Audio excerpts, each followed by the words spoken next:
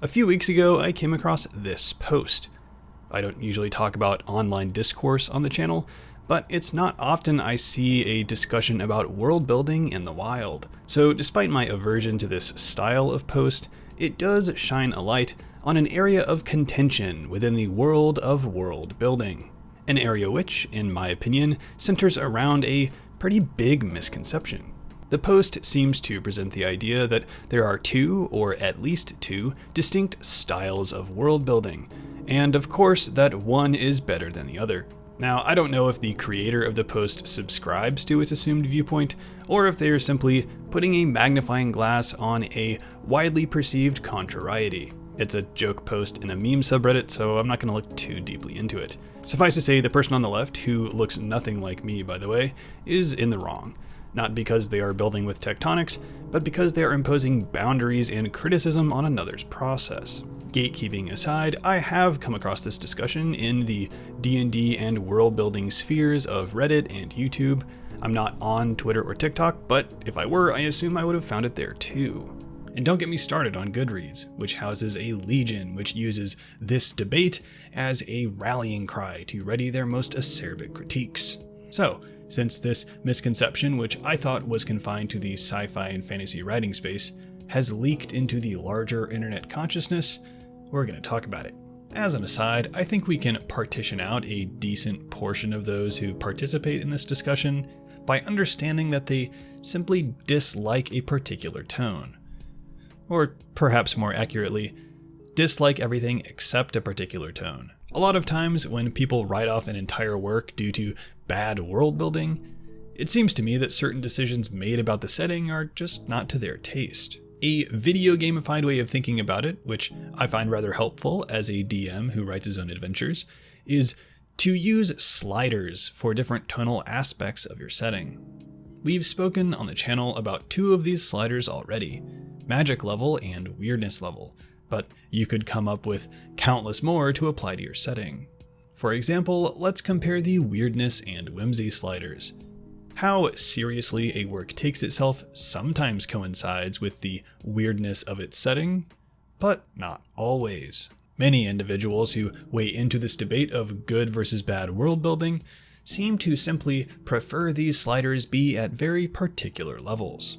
While I find much of this arguing to be misguided, the general public having varying tastes is a good thing. First, let's make sure we understand the territory. Over here, we've got what I'm going to call bottom-up world building, wherein a setting is built systematically, starting with the big stuff like plate tectonics, and eventually ending with the little stuff like the social intricacies of a small farming town. The sequence of world building largely follows the arrow of time, moving from past to present and from cause to effect. And over here, we've got top-down world building, where big ideas are had and then dropped into the world.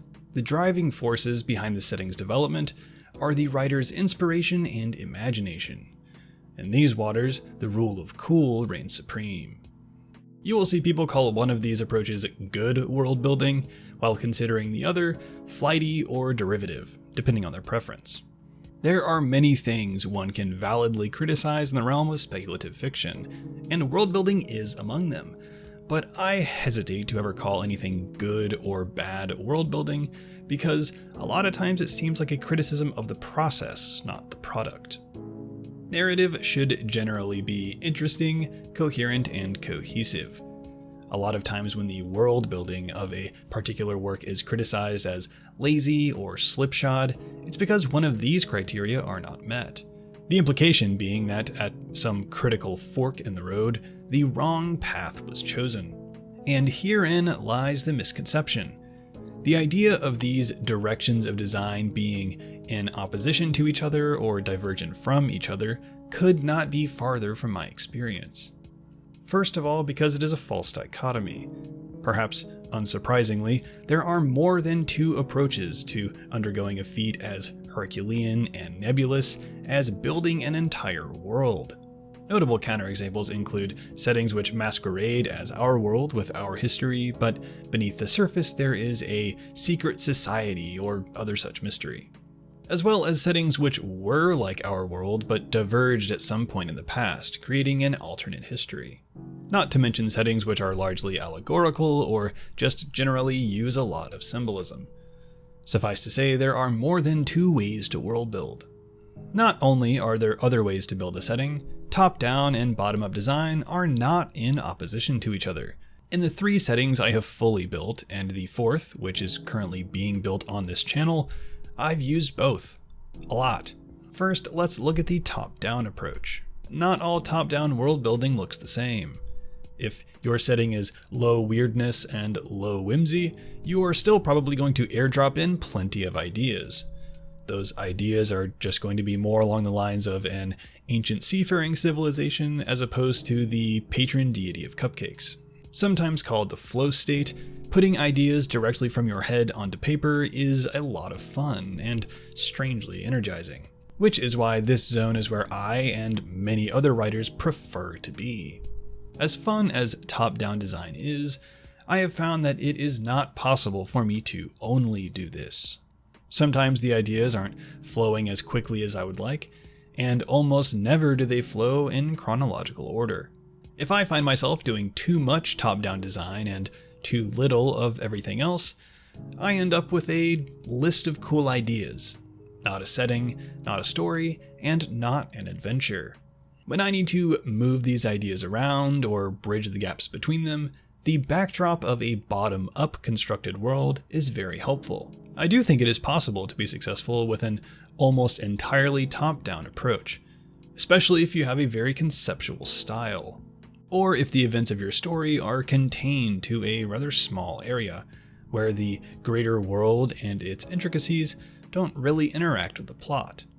But in stories or D&D adventures, wherein more than one large event happens at more than one location, the audience, or the players, need some understanding of cause and effect within the setting, at least enough so that they care about the plot, understand the stakes, and nothing feels cheap. Interest, coherence, and cohesion. If you can create a compelling setting strictly through top-down world building, don't let me stop you. But it is my experience that the top-down direction of design is most effective when it is not alone. Of course, I mean when it is supported by bottom-up world building. Bottom-up design is a great way to establish a firm foundation in your setting, atop which all of your top-down ideas can flourish. The appeal of this direction of design differs from that of its counterpart. If top-down design is like going on an adventure, bottom-up design is more akin to solving a puzzle. And it isn't all tectonics and political structures. A high whimsy, high weirdness setting is going to contain plenty of elements which would benefit from some bottom-up design. From an Empyrean's genealogy to the evolution of merfolk cuisine. Even if the approach is systematic, the system itself can be utterly fantastical.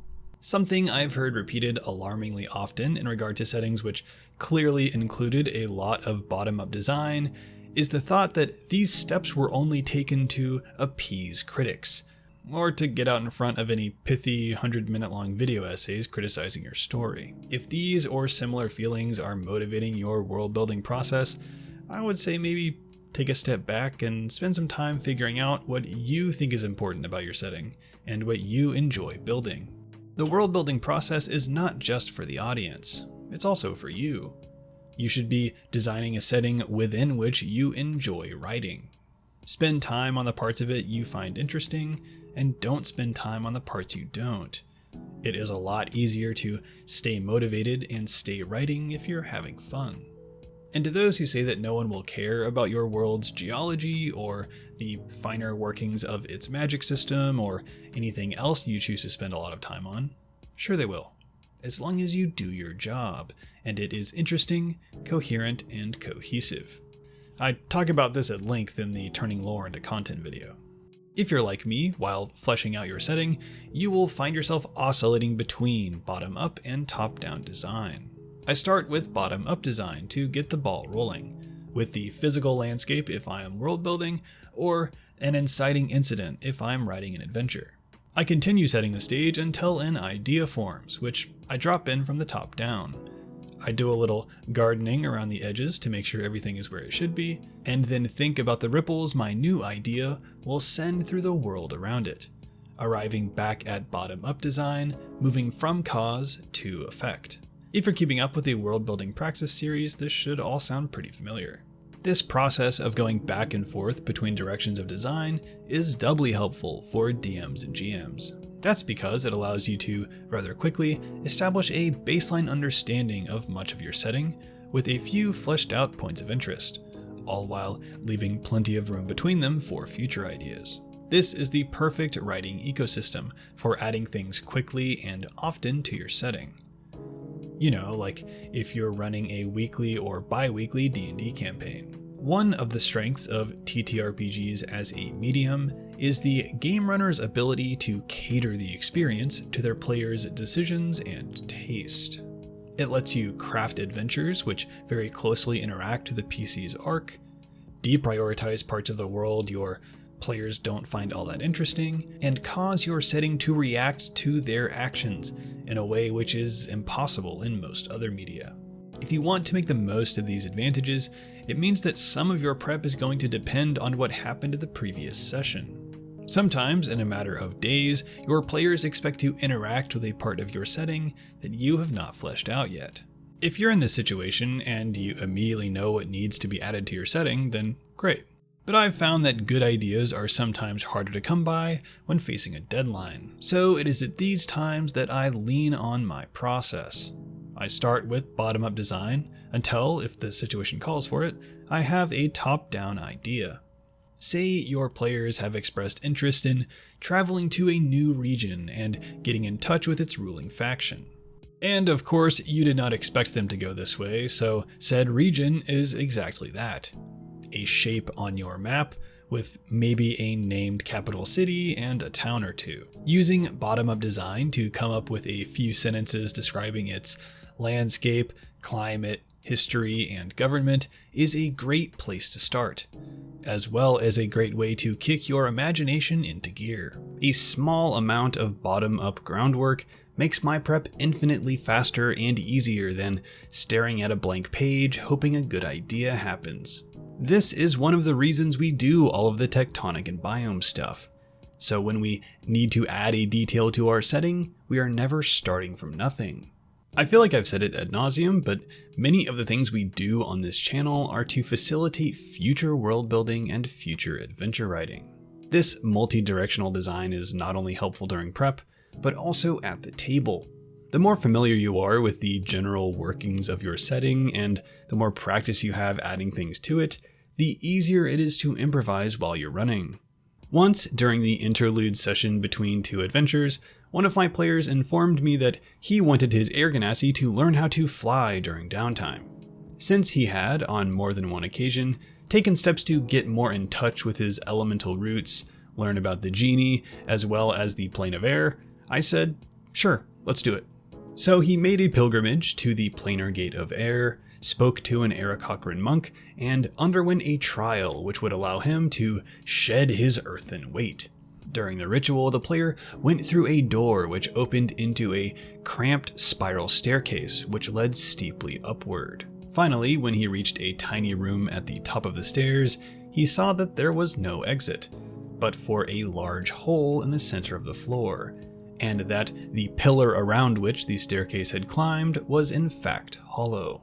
Knowing what he had to do, he stepped confidently into the opening and fell several stories, before alighting safely on the temple floor with his newly acquired flying speed.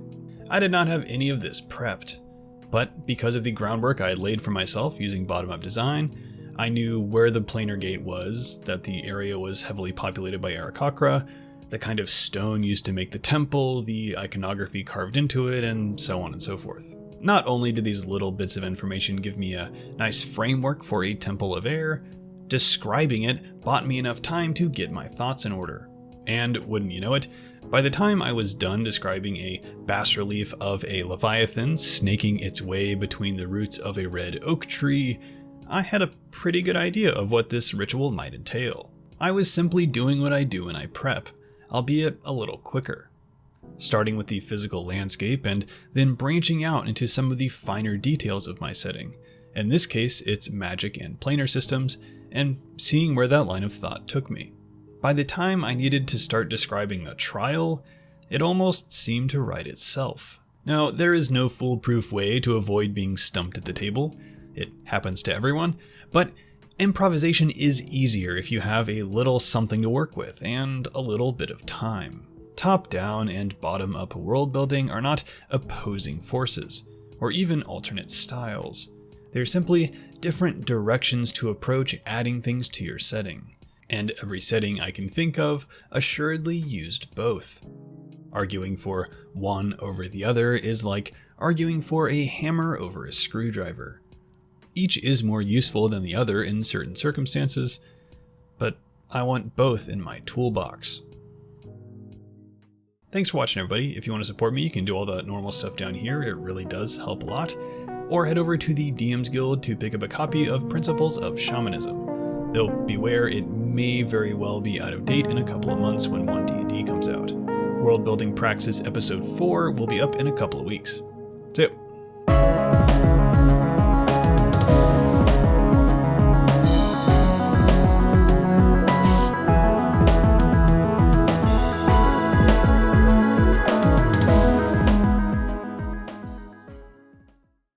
First of all, because it is a false dichotomy. Perhaps, unsurprisingly, there is, I'm wearing a different dang shirt.